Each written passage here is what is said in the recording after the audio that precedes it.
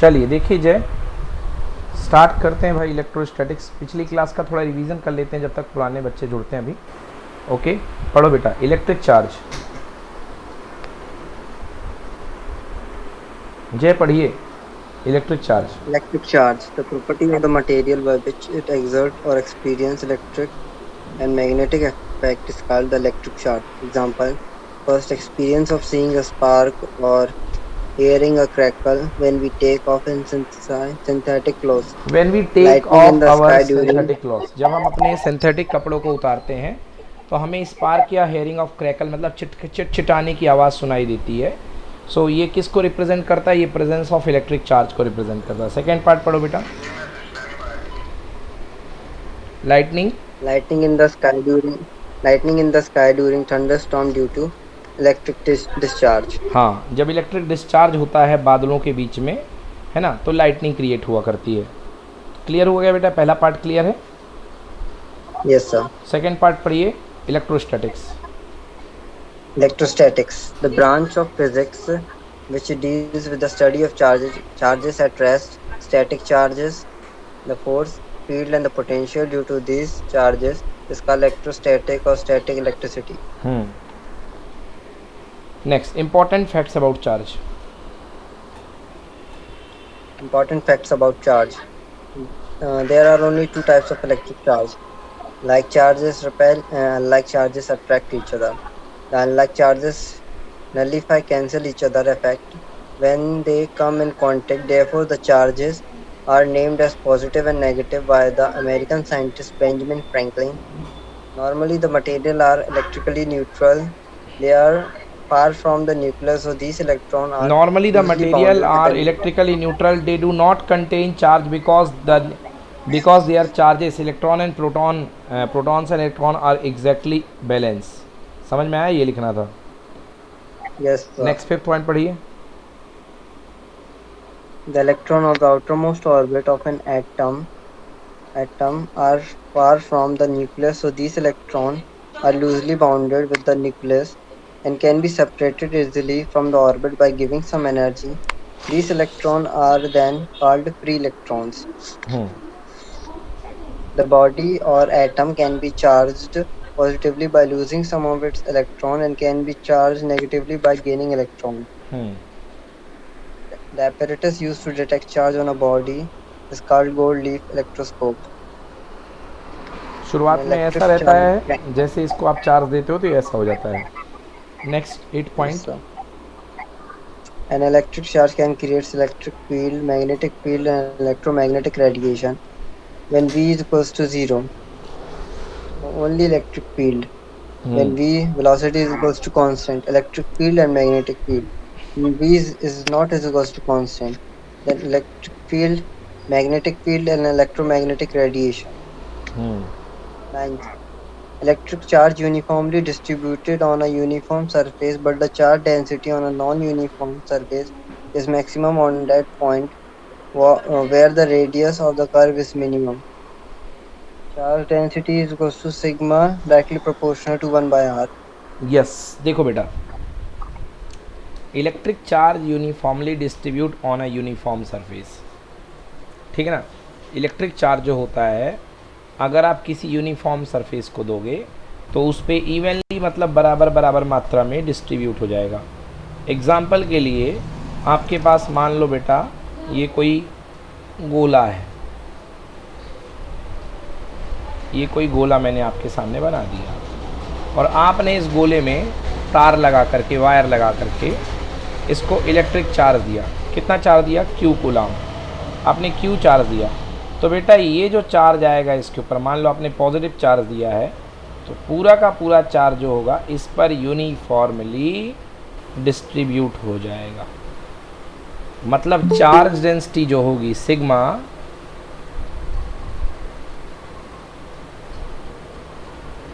चलिए इस पॉइंट को पढ़ा रहा था मैं। आर्यन, आर्यन आवाज़ आ रही है? हाँ हाँ सर, आ रही। चलिए पढ़िए। इलेक्ट्रिक चार्ज यहाँ तक कल मैंने पढ़ा दिया था, अब यहाँ पे पढ़ना है। इलेक्ट्रिक चार्ज यूनिफॉर्मली, पढ़ो बेटा।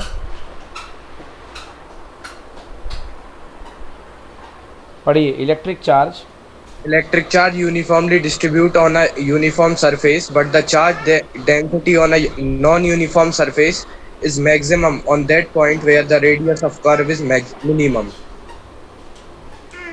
हाँ, तो देखिए ये जानिए कि चार्ज डिस्ट्रीब्यूशन क्या होता है बच्चों। अभी हम लोग पढ़ने वाले हैं चार्ज डिस्ट्रीब्यूशन। हालांकि ये टॉपिक जो है पहले आ गया है, तो अभी थोड़ा मैंने इसको लाइटली बताऊंगा, ज़्यादा कुछ इसमें खास नहीं बताऊंगा मैं। तो आप ये समझिए चार्ज डिस्ट्रीब्यूशन। चार्ज डिस्ट्रीब्यूशन बेटा, चार्ज डिस्ट्रीब्यूशन जो होता है वो डिपेंड करता है shape of the body. Shape of the body, अगर बॉडी आपकी रेगुलर है, अगर बॉडी आपकी बिल्कुल रेगुलर है, रेगुलर मतलब ये देखिए हर जगह बिल्कुल एरिया इसका, हर बॉडी का एरिया इक्वल है हर जगह, तो बच्चों इक्वल एरिया में इक्वल अमाउंट ऑफ चार्ज आएगा। मतलब जैसे ये ए है तो ए एरिया है, तो इसमें जो चार्ज आएगा वो होगा प्लस। मान लो 2 पॉजिटिव आ रहे हैं तो अगले ए एरिया में भी 2 पॉजिटिव ही आएंगे। तो सिग्मा जो होता है उसको हम बोलते हैं charge density. Sigma is equal to होता है चार्ज पर यूनिट एरिया। सर एक बार और बता दो। हाँ, सिग्मा मतलब चार्ज पर यूनिट एरिया। देखिए आपके पास मान लो बेटा, मतलब इस चीज़ को महसूस करने की कोशिश करो कि आपके पास एक ऐसा कोई शेप का कंडक्टर है और आपके पास कोई ऐसा शेप का कंडक्टर है, इस टाइप का एक ये कंडक्टर है। अब आपने दोनों को चार्जेस दिए, मान लो आपने इसको भी दे दिया 10 कूलाम चार्ज और इसको भी दे दिया 10 कूलाम चार्ज। अब देखो 10 कूलाम चार्ज में इसके ऊपर चार्ज कैसे बैठेगा, 1 2 3 4 5 6 7 8 9 10। इसके ऊपर चार्ज बैठने का तरीका देखिए, बिल्कुल बराबर बराबर गैप पर चार्ज बैठा हुआ है। बट मतलब यदि आप इस कंडक्टर के किसी भी पॉइंट पर कोई भी एरिया ले लें, कोई भी एरिया ले लें, कोई भी एरिया मतलब कैसे समझोगे, मान लो आपने इतना एरिया ले लिया, हाँ, तो इतने एरिया में आपको एक ही प्लस मिलेगा। चाहे यहाँ वाला एरिया ले लो, चाहे आप इधर वाला एरिया ले लो, चाहे आप कहीं का भी एरिया ले लो, आपको उतने एरिया में आपको एक ही प्लस मिलेगा। मतलब चार्ज पर यूनिट एरिया क्या हुआ अजय, कांस्टेंट हुआ कि नहीं हुआ? ये तो कांस्टेंट रहेगा। मतलब पर यूनिट एरिया पे आने वाला चार्ज हर जगह बराबर रहेगा, बराबर रहेगा। बट यहाँ देखो बेटा, यहाँ पे 1 2 3 4 5 6 7 8 9 10। अब आप देखिए क्या हो रहा है, अगर आप यहाँ पर ये एरिया ले रहे हैं तो मे बी देखिए यहाँ पे 2 चार्ज आ रहा है, और यहाँ पे उतना ही एरिया ले रहे हैं तो सिंगल चार्ज आ रहा है।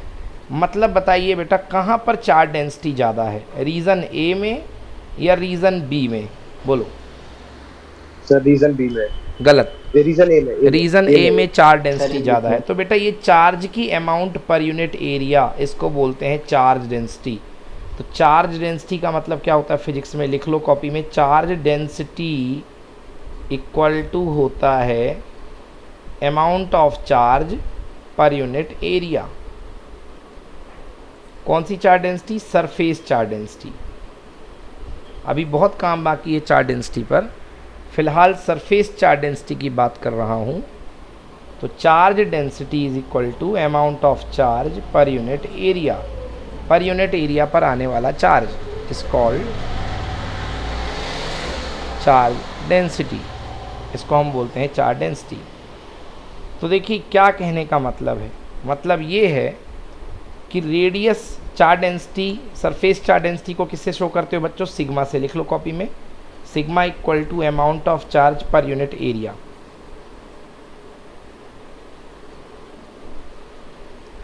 हाँ, तो सरफेस चार्ज डेंसिटी जो होती है वो एरिया के इनवर्सली प्रोपोर्शनल, सिग्मा से डिनोट करते हैं। हाँ सिग्मा, अभी डिटेल में जाएंगे इसके बाद में, अभी तो थोड़ा सा ऐसे ही आ गया है। तो सिग्मा इक्वल टू चार्ज पर unit area.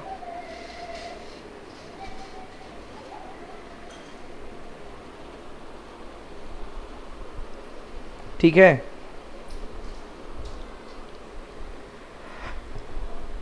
Yes sir. Okay, अब एरिया अगर जितना कम होगा तो चार्ज डेंसिटी क्या होगी, उतनी ज़्यादा।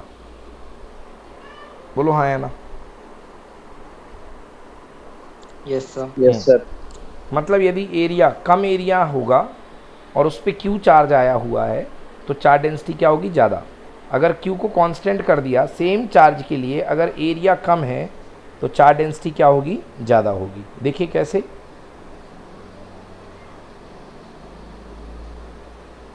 ये देखिए यहाँ पे एरिया कम कर दिया है तो एरिया कम पर, एरिया कम पे, कम एरिया पे ज़्यादा चार्ज आ गया है तो यहाँ पर डेंसिटी हाई है और यहाँ पर डेंसिटी क्या है, लो। तो बच्चों sigma is inversely proportional to R. R मतलब रेडियस। तो देखो यहाँ पर जितनी रेडियस आपकी बढ़ती जाएगी, जैसे ये भी रेडियस इतनी है, अगर रेडियस और बढ़ गई, ये मान लो इतना बड़ा हो गया, तो बताओ आर्यन चार्ज और दूर दूर हो जाएंगे कि और पास पास हो जाएंगे। सर वो दिख नहीं रहा सर। दिख नहीं रहा? नहीं। क्यों यार, मैंने तो स्क्रीन प्रेजेंट की है। स्क्रीन तो प्रेजेंट है। जय तुम्हें दिख रहा है? अच्छा हाँ हाँ सर बोलिए तो। ओके, मैं ये कह रहा हूँ कि आपके पास मान लो अभी चार्ज यहाँ पर है, अगर मैंने रेडियस और बढ़ा दी तो चार्ज और दूर दूर हो जाएंगे कि कम हो जाएंगे? और दूर दूर हो जाएंगे। और दूर दूर हो जाएंगे, मतलब रेडियस बढ़ गई। हाँ। रेडियस बढ़ गई तो एरिया हाँ। बढ़ गया। तो बताओ और दूर दूर हो हाँ। जाने से चार्ज डेंसिटी कम हो गई कि घट गई? कम हो गई सर। कम हो गई। तो क्या हुआ, आर बढ़ेगा तो सिग्मा घटेगा, मतलब कम कम सिग्मा होगा। Is inversely proportional to R. अगर आर बढ़ेगा तो सिग्मा कम होगा। समझ में आया कि नहीं आया? सर आपने अभी से कुछ लिखा है क्या सर? नहीं, मैंने कुछ नहीं, मैंने इतना लिखा है sigma is inversely proportional to R. मतलब यदि रेडियस बढ़ेगी तो चार्ज रेयर रेयर होते जाएंगे, दूर दूर होते जाएंगे, तो चार्ज डेंसिटी कम होती जाएगी। समझ में आया कि नहीं आया? तो लगता है सर मेरी स्क्रीन पॉज हो गई सर जहाँ पर। स्क्रीन पॉज हो गई आपकी? एक बार फिर से, एक बार हाँ सर। एक बार राइट फिर, मेरे में भी यही आ रहा, कुछ आप लिख रहे हो तो दिख नहीं रहा हो। एक बार फिर से ज्वाइन सर हो जाओ। आपके एक बार सर फिर आप से, कुछ लिख के देखिए। एक बार फिर से ज्वाइन हो जाओ दोनों लोग।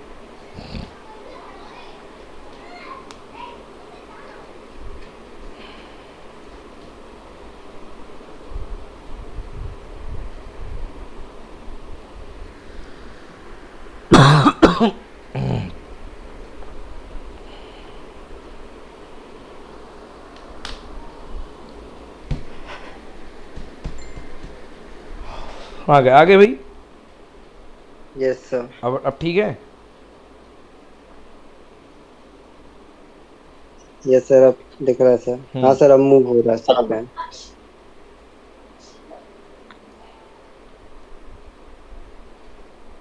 हाँ ठीक, चलो पढ़ो जय। Electric charge uniformly distributed.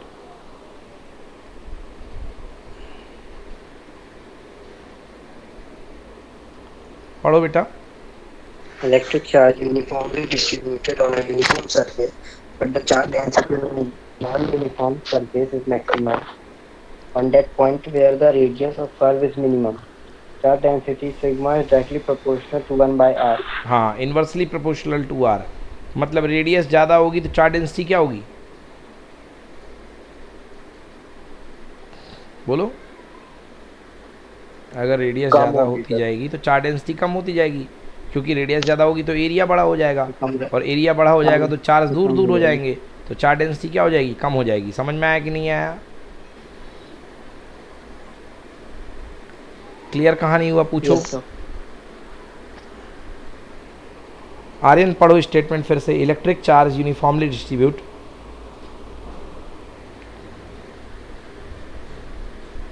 Electric charge uniformly distribute on a uniform surface, but the charge density on a non-uniform surface is minimum, or that point where the radius of curve is minimum. Okay, अब एक सवाल का जवाब दो Aryan. Uniform हाँ, sir. Surface की electric charge density कैसी हुआ करती है?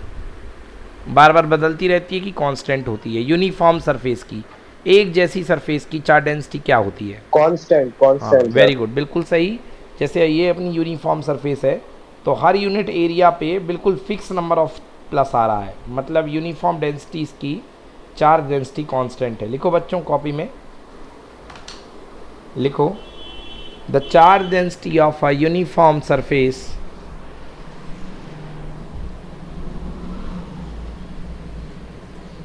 the charge density of a uniform surface the charge density of a uniform surface is constant everywhere.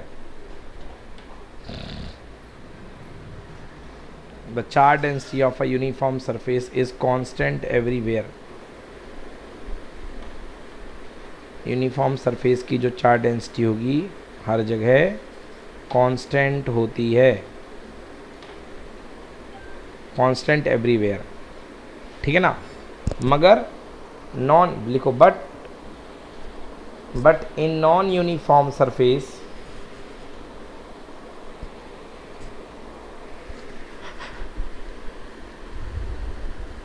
But in non uniform surface क्या होगी बच्चों, कांस्टेंट होगी कि वेरी होगी? वेरी होगी सर। हाँ लिखो, it varies, but in non uniform surface it varies. मगर नॉन यूनिफॉर्म सरफेस में जो चार्ज डेंसिटी होती है वो कैसी होती है, वो वेरी हुआ करती है, varies by the relation sigma is inversely proportional to R. कैसे लिखोगे, बाय द रिलेशन इस तरीके से, sigma is inversely proportional to R.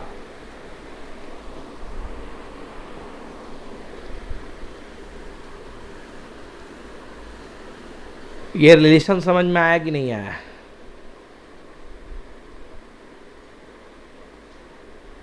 ये रिलेशन समझ सर में आया? मतलब सीधी सीधी बात है, अगर सिग्मा बढ़ेगा तो रेडियस मतलब रेडियस बढ़ेगा तो सिग्मा घट जाएगा। हाँ बिल्कुल सही बात है। कि जैसे मान लो आपके पास सबसे छोटा गोला था, अब सबसे छोटे गोले के ऊपर आपने 10 पॉजिटिव दिए थे, तो कम जगह पे 10 पॉजिटिव रहेंगे तो डेंसिटी हाई रहेगी। अब अगर आपने रेडियस बढ़ा दी तो प्लस प्लस के बीच की दूरी बढ़ गई तो डेंसिटी क्या होने लग गई, कम होने लग गई। रेडियस और बढ़ा दी तो प्लस प्लस के बीच की दूरी और कम हो बढ़ गई तो डेंसिटी और कम हो गई।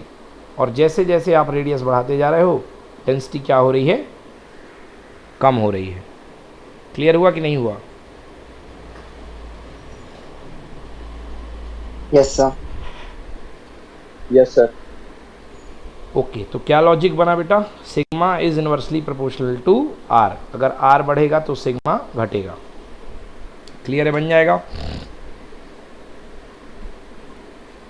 Yes sir. हाँ जय, सिग्मा को क्या बोलते हैं? Charge density. Surface charge density. पूरा नाम क्या है? Surface charge density. लिख लो कॉपी में, sigma is surface charge density.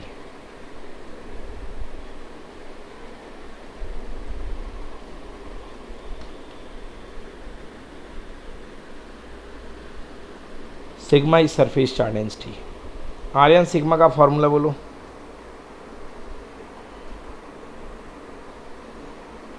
Aryan charge पर यूनिट एरिया। चार्ज पर यूनिट एरिया, बिल्कुल सही। सरफेस चार्ज डेंसिटी का फॉर्मूला चार्ज पर यूनिट एरिया। आर्यन चार्ज पर यूनिट एरिया, इसकी यूनिट बोलो। तो चार्ज की कूलम और एरिया की मीटर स्क्वायर। हाँ लिख लो बच्चों, unit coulomb per metre square. Unit लिख लो, कूलम पर मीटर स्क्वायर। तो इसकी जो यूनिट होगी वो होगी coulomb per metre square. Clear है?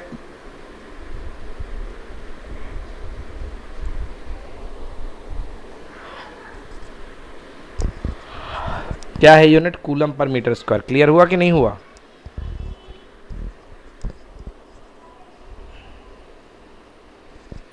क्लियर हुआ? Yes sir. चलिए पढ़ो आर्यन, नेक्स्ट पढ़ो, point charge. Point charge. It is a point where all the charges of a body is concentrated. हाँ, हम लोग जैसे लास्ट ईयर जैसे पूरी बड़ी कार थी, तो पूरी बड़ी कार का मोशन ना पढ़ करके उस कार को एक पॉइंट पे ऑब्जेक्ट मान लेते थे, कि कार को कोई पॉइंट मान लेते थे। मान लो कोई बड़ी सी कार थी, ठीक है ना, ये तो बड़ी सी कार को हम एक पॉइंट मान लेते थे, तो उसको हम लास्ट ईयर क्या बोला करते थे? Point object. क्या बोलते थे? Point object. बिल्कुल इसी तरीके से अगर आपके पास मान लो कहीं पर चार्ज पूरे मास में डिस्ट्रीब्यूटेड है, तो उसको आपको मानना पड़ेगा पॉइंट चार्ज, उसे आप मानेंगे पॉइंट चार्ज। ठीक है ना? तो लिखिए आंसर, पॉइंट चार्ज लिखो। It is a point where all the charge of the body is concentrated.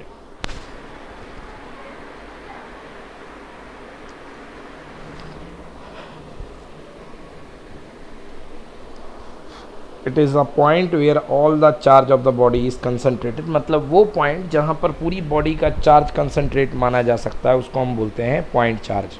Clear बच्चों की नॉट क्लियर? क्लियर की not clear?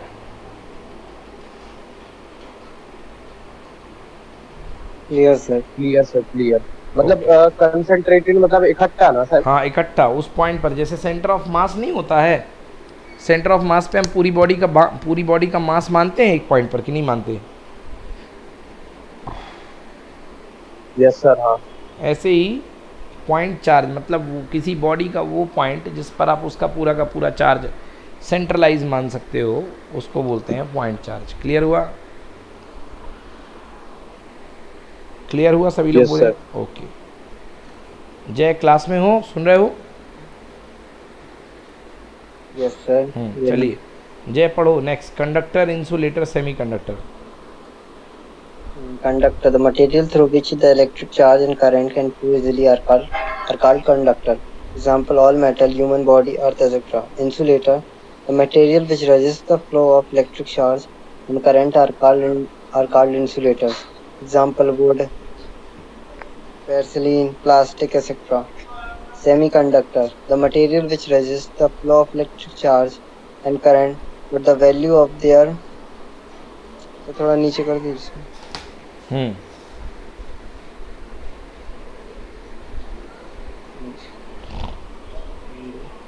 But the value of their resistance is in between the conductor and insulator are called semiconductor. Example: silicon, germanium, carbon, excellent thermal conductivity.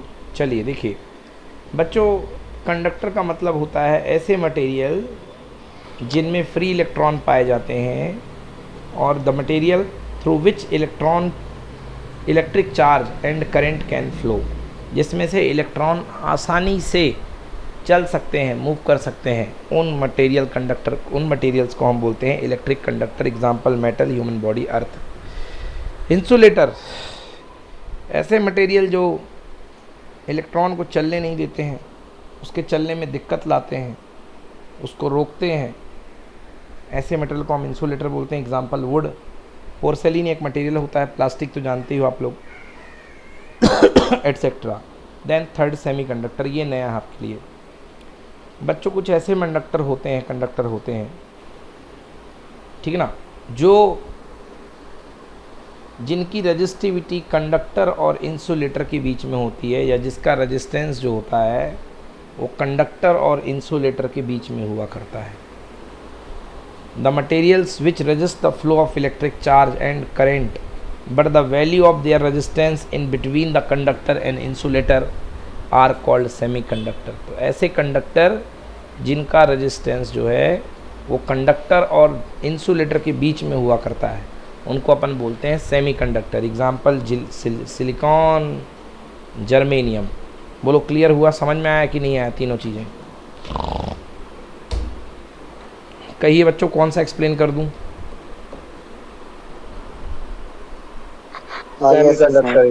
Semiconductor एक बार और। बेटा semiconductor मतलब वो material जिनकी conductivity जो होती है वो कंडक्टर और इंसुलेटर के बीच के जो कड़ी हुआ करती है वो होती है सेमीकंडक्टर। देखो होता क्या है बच्चों कि अपने पास जो मटेरियल थे इसके पहले वो दो ही थे जो हम लोग जाना करते थे, एक जानते थे कंडक्टर और एक जानते थे इंसुलेटर। अब फ़र्क समझो बच्चों, कंडक्टर की जो रेजिस्टेंस होता है वो बहुत ही कम होता है और इंसुलेटर का जो रेजिस्टेंस होता है वो बहुत ज़्यादा होता है। ये फ्री इलेक्ट्रॉन को मूव करने देता है, ये फ्री इलेक्ट्रॉन को मूव नहीं करने देता। कंडक्टर का रेजिस्टेंस बहुत कम होता है और कंडक्टर इंसुलेटर का रेजिस्टेंस बहुत ज़्यादा होता है। तो इनके बीच में कुछ ऐसे मटेरियल हैं जिनका रेजिस्टेंस कंडक्टर से तो ज़्यादा है मगर इंसुलेटर से कम है। मतलब इसके और इसके एग्जैक्टली जो बीच की कड़ी होती है उसको बोलते हैं हम लोग, क्या बोलते हैं, सेमीकंडक्टर। अभी क्लियर हुआ कि नहीं हुआ बच्चों, बोलो। Yes sir. तो ऐसे कंडक्टर, ऐसे मटेरियल जिनकी रेजिस्टेंस, और रेजिस्टेंस क्यों आता है बच्चों, रेजिस्टेंस का फॉर्मूला क्या होता है, R equal to rho L upon A. Resistance किसकी वजह से आता है, रजिस्टिविटी की वजह से। तो जिनके रेजिस्टेंस कंडक्टर और इंसुलेटर के बीच में होते हैं, या जिसकी रजिस्टिविटी कंडक्टर या इंसुलेटर के बीच में होती है, तो इस तरीके के मटेरियल को हम क्या बोलते हैं, सेमीकंडक्टर। अभी समझ में आया कि नहीं आया? Yes sir. आर्यन एक बार सर फिर। मतलब, हाँ बेटा बोलो। हाँ बता दो। बोलो आर्यन। नहीं, जैसे सर आप बोल रहे हो कि रेजिस्टिविटी उन दोनों के बीच में होती है ना, हाँ तो हाँ, सर ना ही वो मतलब इंसुलेटर होते हैं और ना ही वो कंडक्टर होते हैं। ये अब जो तुमने सवाल पूछा है इसका एक आंसर ये है कि बेटा जब तक टेम्परेचर कम है, हाँ कम टेम्परेचर में ये इंसुलेटर का काम करते हैं, समझ गए? हाँ सर। और अधिक टेम्परेचर में ये किसका काम करते हैं, कंडक्टर का। ना तो ये प्योर कंडक्टर होते हैं, ना तो ये इंसुलेटर होते हैं, ये उनके बीच के हुआ करते हैं। इसलिए इनकी जो रेजिस्टेंस होता है या इनकी जो रजिस्टिविटी होती है वो कंडक्टर और इंसुलेटर के बीच में कहीं पर हुआ करती है। अभी क्लियर है? सर इसका कोई यूज होता है सर? हाँ भाई, इसका बहुत यूज़ है बेटा, बहुत ज़बरदस्त यूज़ है। हमारे मोबाइल की जो चिप बनती हैं, जो मोबाइल चिप होती हैं या मेमोरी कार्ड होते हैं, वो सब इन्हीं मटेरियल से बनाया जाता है, सेमीकंडक्टर से। समझ में आया? Yes sir. हाँ चलो, आर्यन पढ़ो, semiconductor the material. Semiconductor, the materials which resist the flow of electric charge and current, but the value of their resistance is in between the conductor and insulator, are called semiconductors. Examples: silicon, germanium, carbon, excellent thermal conductivity. हाँ, carbon की जो thermal conductivity होती है वो ज़बरदस्त हुआ करती है, ठीक है ना। तो सिलिकॉन, जर्मेनियम, कार्बन, ये जो है ये सेमीकंडक्टर के एग्जाम्पल हैं, सेमीकंडक्टर के एग्जाम्पल हैं, ठीक है ना। चलिए अब नेक्स्ट पढ़ते हैं। हाँ बेटा, इसमें कुछ पूछना है, बताओ।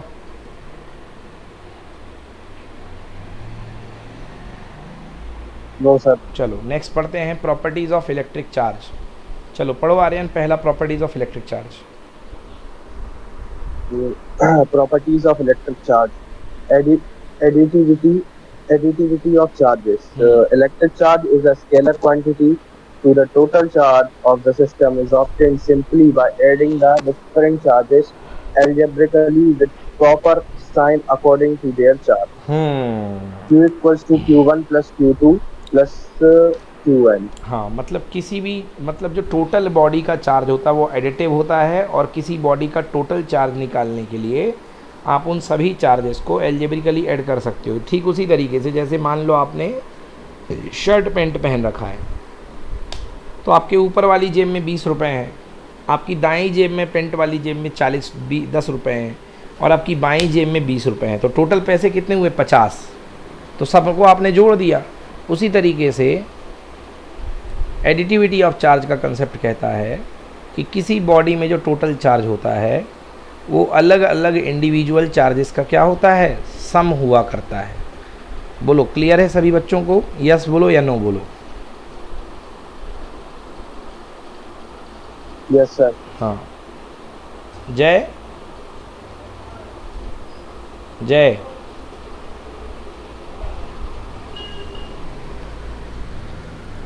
कहाँ चले गए जय? Yes sir. यस बोलना पड़ेगा बेटा, हर लाइन के बाद यस बोलना पड़ेगा। समझ में आया कि नहीं आया? सर एक बार और आप बता देना एडिटिविटी ऑफ एक बार चार्जेस। एडिटिविटी मतलब बेटा ये होता है कि टोटल चार्ज जो होता है सारे इंडिविजुअल चार्जेस का सम होता है, समझ गए?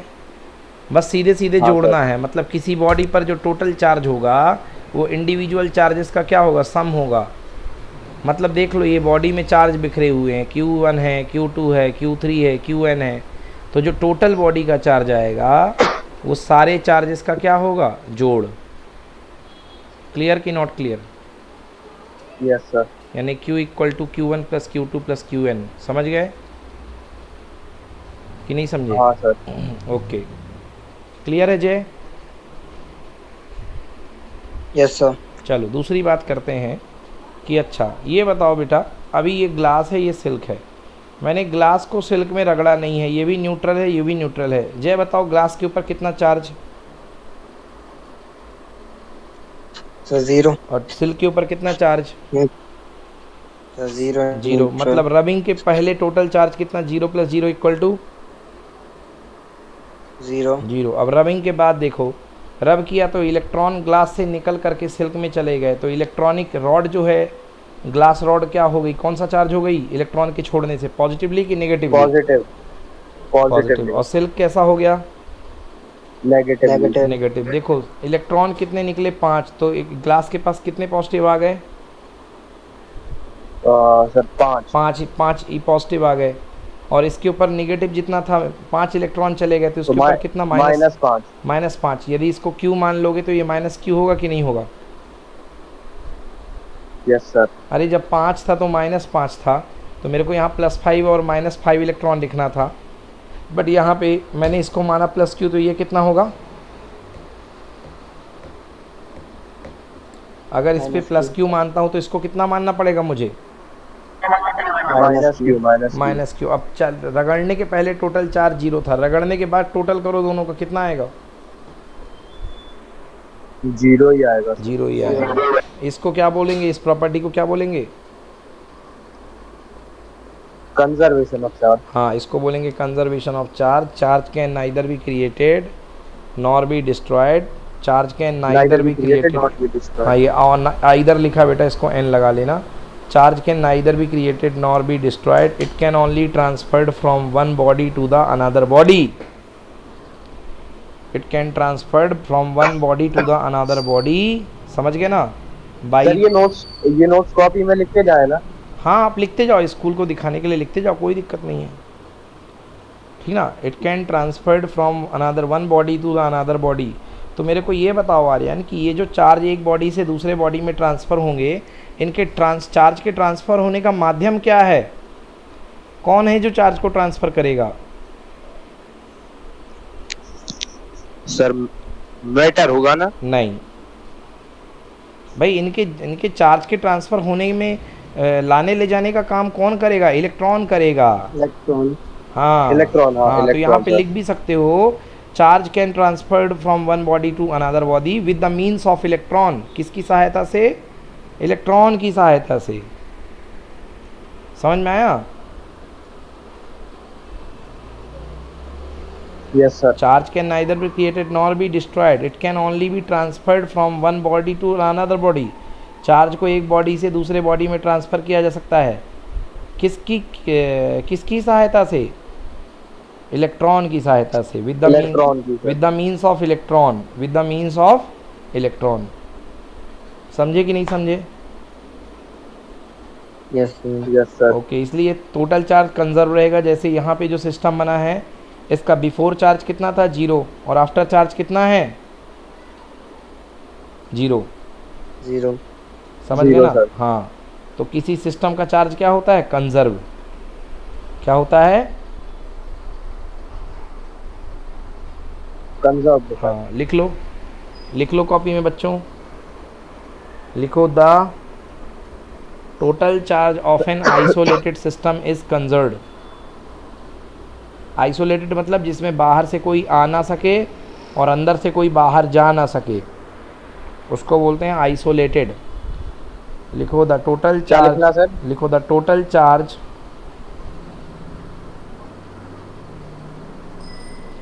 Of an isolated system on the key of. Of of. System का मतलब of. The total charge of an isolated system remains conserved. किसी सिस्टम का टोटल चार्ज कंजर्व्ड रहता है। कंजर्व्ड मतलब सुरक्षित रहता है ना। आइसोलेटेड मतलब अलग थलग, जिसका बाहरी दुनिया से कोई लेना देना ना हो। बोलो बच्चों, क्या समझाऊं, एक्सप्लेन करूं, कौन सी लाइन समझ में नहीं आई बताओ।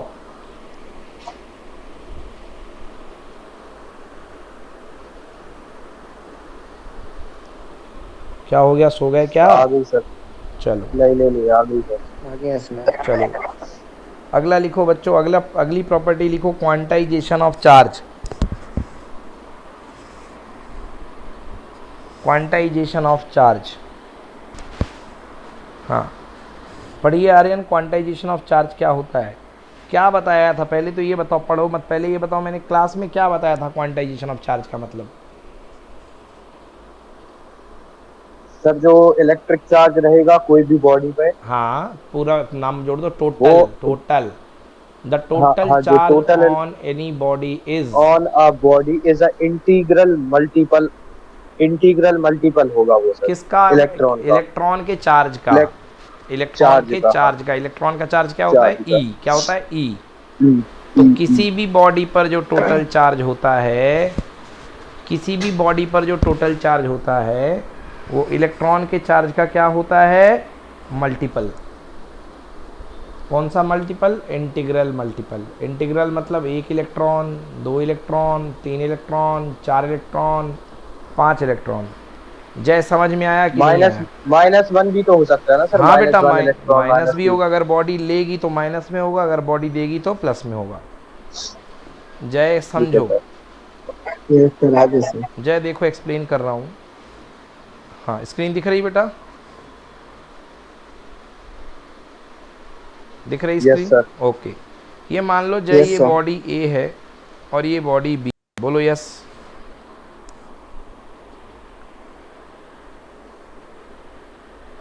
जय ये Yes, बॉडी sir. ए है, ये बॉडी बी है।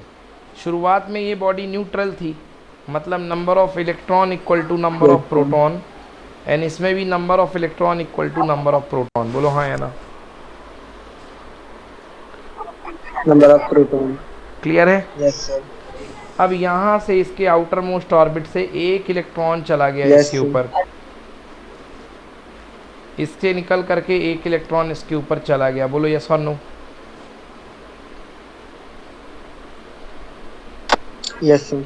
ऐसा करने से जय ये बताओ, इस बॉडी के ऊपर कितना चार्ज आ जाएगा, पॉजिटिव या नेगेटिव?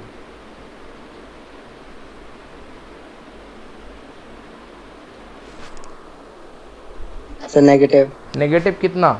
नेगेटिव ई, क्योंकि इलेक्ट्रॉन का चार्ज कितना होता है? ई, तो माइनस ई का चार्ज आ जाएगा। बोलो हाँ? Yes sir. और इसके ऊपर कितना चार्ज आएगा जय, ये बता दो?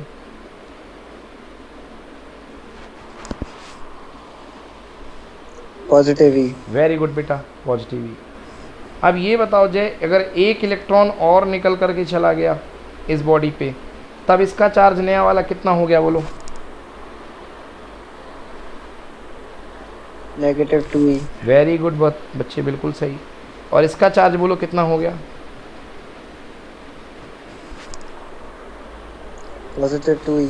1 इलेक्ट्रॉन और निकल करके चला गया इसमें, तो बोलो इसका चार्ज कितना हो गया? -3e। -3e। और इसका हो जाएगा +3e। तो क्या समझ में आ रहा है कि जो भी टोटल चार्ज होता है किसी भी बॉडी में, वो इंटीग्रल के मल्टीप्लायर के फॉर्म में हुआ करता है।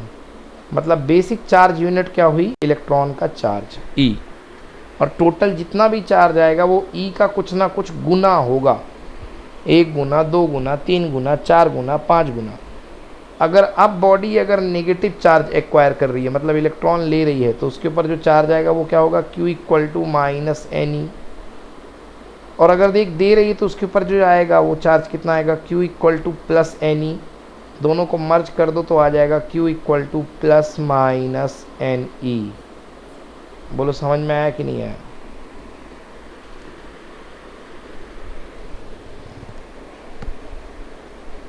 आ गया सर। Yes, sir. चलो तो अब पढ़ो।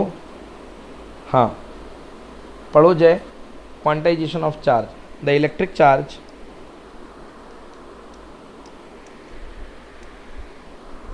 The electric charge on a body is always an integral multiple of E charge on one electron. This is called quantization of charge. Q is equals to plus minus Ne. N is equals to 0, 1, 2 to infinity. E is equals to 1.602 into 10 to the power minus 19 coulomb. The unit of electric charge is coulomb. 1 coulomb. The total charge on 6.24 into 10 to the power 18 electron is equals to 1 coulomb. हाँ देखिए ये चीज़ यहाँ तक तो आपको समझ में आ गया, ये वाला पार्ट भी क्लियर है, ये वाला पार्ट भी क्लियर है। The unit of electric charge is coulomb. Electric charge की यूनिट कूलम है, ये सबको पता है। अब अगला है कि एक कूलम में कितने इलेक्ट्रॉन होते हैं, ये मैं क्वेश्चन करवा रहा हूँ। लिखो बच्चों question. Calculate the number of electron in 1 coulomb charge. लिखिए calculate the number of electrons in 1 coulomb charge. एक कूलम चार्ज में नंबर ऑफ इलेक्ट्रॉन्स बताइए एक कूलम चार्ज में।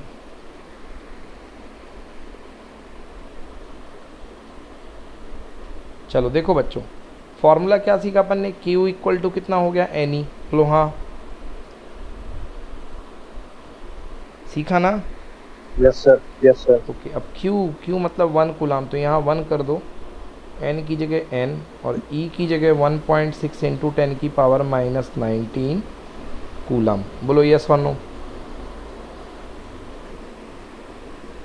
Yes sir. भाई कितना चार्ज है मेरे पास किसी बॉडी के ऊपर? मान लो ऐसा समझो, फीलिंग ये वाली है कि किसी बॉडी के ऊपर खूब सारे इलेक्ट्रॉन लदे हुए हैं और खूब सारे इलेक्ट्रॉन आ जाने की वजह से उस बॉडी का टोटल चार्ज कितना हो चुका है? 1 कूलम। एग्री दोनों बच्चों? एग्री की नॉट एग्री?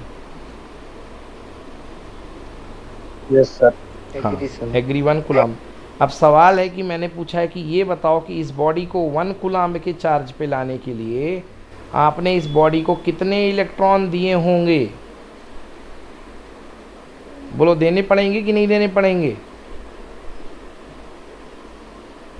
क्या करने के लिए देने पड़ेंगे सर? बॉडी को 1 कूलम का चार्ज देने लाने के लिए इस बॉडी पर खूब सारे इलेक्ट्रॉन देने पड़ेंगे कि नहीं देने पड़ेंगे? देने पड़ेंगे। देने पड़ेंगे। तो निकालना है कितना चार्ज देने पड़ेंगे। फॉर्मूला होता है Q इक्वल टू Ne। तो Q इक्वल टू कितना करना है? 1 कूलम। N पता करना है और एक इलेक्ट्रॉन का चार्ज कितना होता है? 1.6 इंटू 10 की पावर माइनस 19। तो N की वैल्यू कितनी आ जाएगी? ये भी कूलम में होता है। N equal to 1 coulomb divided by 1.6 into 10 की पावर माइनस 19। बोलो हाँ।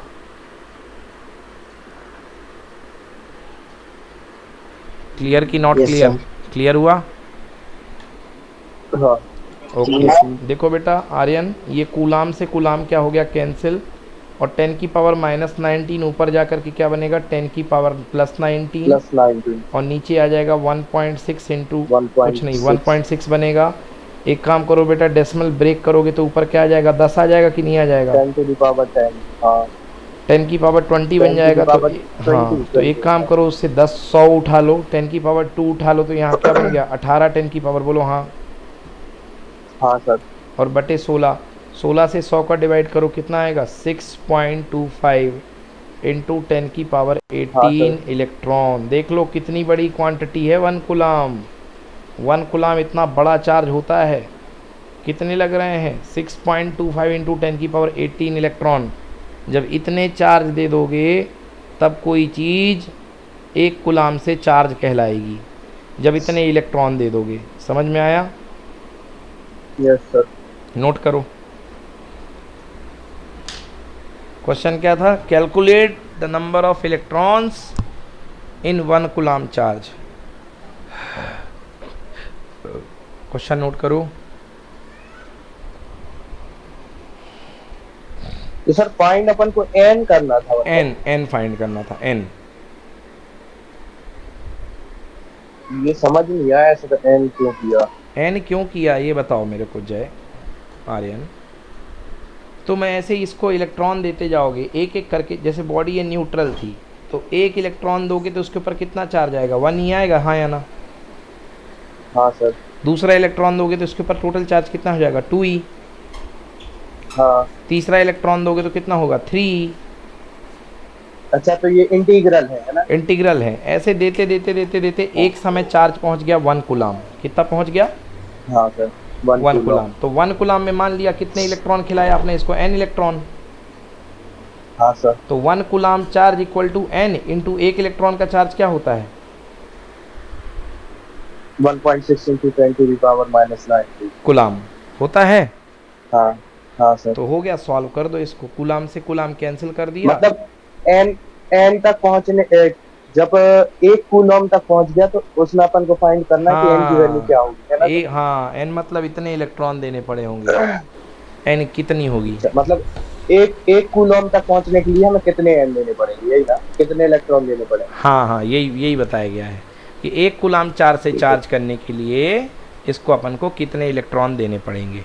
समझ गए तो सर जय, यस सर बोल दिया करो। हाँ ठीक है, आगे चलें।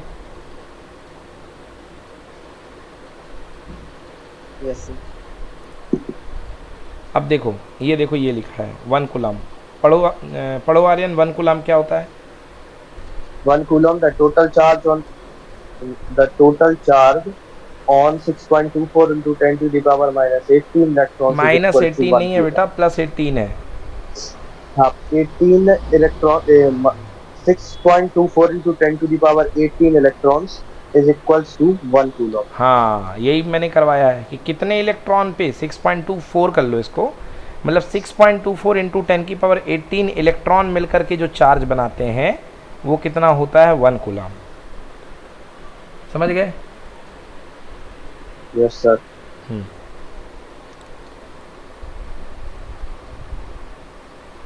चलो लिखो, मास ऑफ इलेक्ट्रॉन और मास ऑफ प्रोटॉन, ये केवल जानकारी के लिए है। मास ऑफ इलेक्ट्रॉन और मास ऑफ प्रोटॉन ये केवल आपकी नॉलेज के लिए है। मास ऑफ इलेक्ट्रॉन कितना है, पढ़ दो आर्यन। 9.11, 2 डिजिट मत पढ़ो, आप पढ़ सकते हो, पढ़ो बेटा। 9.11 into 10 to the power minus 31 kg। ठीक। सेकेंड, और मास of proton, electron mass of proton 1.67 into 10 to the power minus 27 kg। तो ज़्यादा भारी कौन है, इलेक्ट्रॉन की प्रोटॉन। Sir electron. गलत, एक -31 है, एक अच्छा proton proton proton sir, proton. Proton. बेटा जो प्रोटॉन है वो इलेक्ट्रॉन का लगभग 1840 गुना भारी है। लिखो, mass of proton equals to 1840 गुना मास ऑफ इलेक्ट्रॉन। नोट करो, जो प्रोटॉन है वो इलेक्ट्रॉन का 1840 गुना भारी है। समझ में आया। क्यों हुआ सर ये मास ऑफ प्रोटॉन कैसे ज्यादा हो गया, जैसे -27 था तो। भाई देखो, -27 मतलब बड़ा है ना, पावर माइनस में जितनी ज़्यादा होगी वो डेसिमल नीचे जीरो उतने ज़्यादा आएंगे ना। हाँ मतलब नहीं जैसे उसमें ऊपर -31 था और इसमें -27 है, तो बड़ा तो 31 होना चाहिए। तो माइनस में है ना बेटा, वो माइनस में तो छोटा कहलाएगा ना, बड़ा थोड़ा ना कहलाएगा। हाँ, अगर प्लस में होता तो छोटा बड़ा कहलाता है ना। हाँ सर। माइनस में है, क्लियर हुआ। Yes sir. चलो ठीक है, चलिए। हाँ, अगला टॉपिक लिखिए कॉपी में, चार्जिंग बाय इंडक्शन।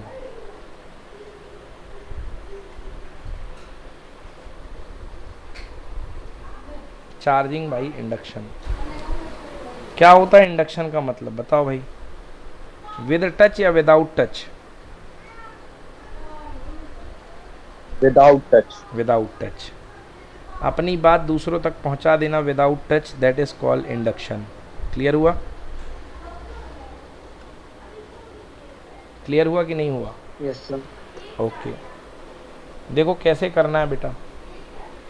इंडक्शन का मतलब कैसे है, सबसे पहले आपके पास में बेटा न्यूट्रल रॉड, एक कोई न्यूट्रल गोला था। गोला मतलब स्फीयर, बोलो यस।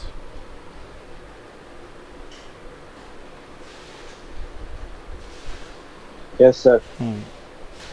भाई न्यूट्रल गोला मतलब जितने प्रोटॉन थे उतने इलेक्ट्रॉन थे, हाँ या ना?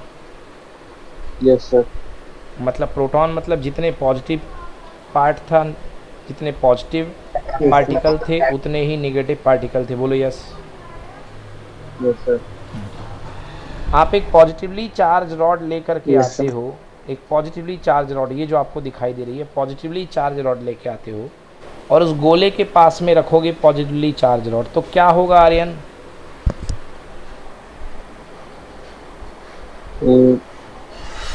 तो पास में रखे तो चार्जेस एक्सचेंज हो जाएंगे सर। बिल्कुल हो जाएंगे, एक्सटेंड हो गए चार्ज। एक तरफ प्लस वाले के पास माइनस चला गया और दूसरे वाले के पास क्या चला गया?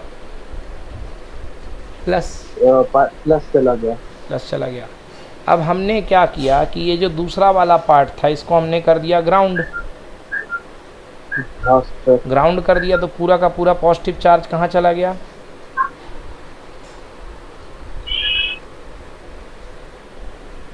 समझ नहीं आ रहा सर। फिर से बताते हैं। शुरुआत में हमारे पास एक अनचार्ज बॉडी थी, अनचार्ज।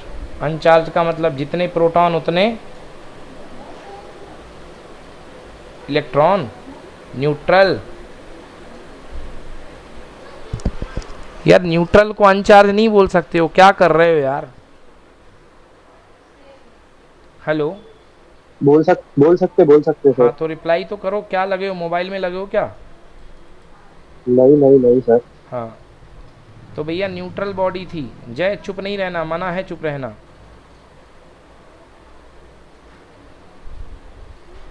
Yes, sir. हाँ तो जितने इलेक्ट्रॉन है उतने जितने इलेक्ट्रॉन है उतने प्रोटॉन हैं। तो बॉडी में वो इलेक्ट्रॉन और प्रोटॉन मिक्स थे, बट जैसे तुम ये हाँ। प्लस रॉड लेकर के आओगे जय, तो क्या होगा? जिस माइनस वाले उस साइड चले जाएंगे। हाँ, Negative वाले नेगेटिव वाले positive अट्रैक्ट वाले होकर के उससे चले गए repel हो जाएंगे। प्लस के पास और प्लस वाले रिपेल होकर दूर चले गए, बोलो हाँ। हाँ सर। हाँ सर। अब इसके दूसरे टर्मिनल को अपन ने ग्राउंड कर दिया तो पॉजिटिव टर्मिनल पूरा कहाँ चला गया? ग्राउंड में चला गया पॉजिटिव चार्ज। अर्थिंग कर देना। अर्थिंग कर दिया, वही ग्राउंड को अर्थिंग ही बोलते हैं। तो पॉजिटिव हाँ। चार्ज पूरा अर्थिंग में चला गया। हाँ। जब अर्थिंग में चला गया तो केवल क्या बचा इसके ऊपर? नेगेटिव बचा कि नहीं बचा? हाँ सर। अब जैसे मैं ये प्लस वाली रॉड को दूर ले जाऊंगा तो ये नेगेटिव इसके ऊपर इक्वली डिस्ट्रीब्यूट हो जाएगा कि नहीं हो जाएगा? हाँ सर। तो ये बताओ शुरुआत में ये वाला गोला कैसा था? अनचार्ज था कि चार्ज था? uncharged. अनचार्ज था। क्योंकि जितने निगेटिव थे उतने पॉजिटिव थे।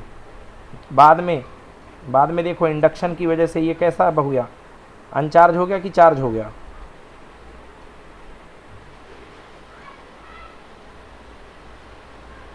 सर अनचार्ज हो गया। क्यों अनचार्ज हो गया? नेगेटिव नहीं बचे हैं। नेगेटिवली चार्ज हो तो गया। नेगेटिवली चार्ज तो कहलाना कि नहीं कहलाना? हाँ सर। हाँ, क्यों भाई जय? Yes, sir. नेगेटिवली चार्ज है कि नहीं है? Yes, sir. है sir. क्योंकि पॉजिटिव तो चले गए ना, तो नेगेटिव तो बचा केवल। यस कि no?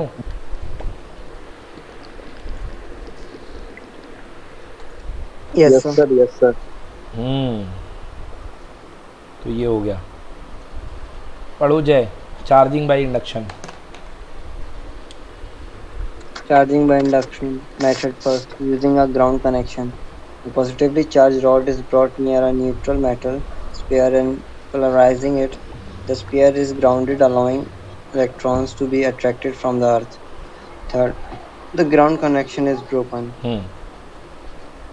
Fourth, the positive rod is removed, leaving the sphere with an induced negative charge. Clear हुआ? समझ में आया कि नहीं आया?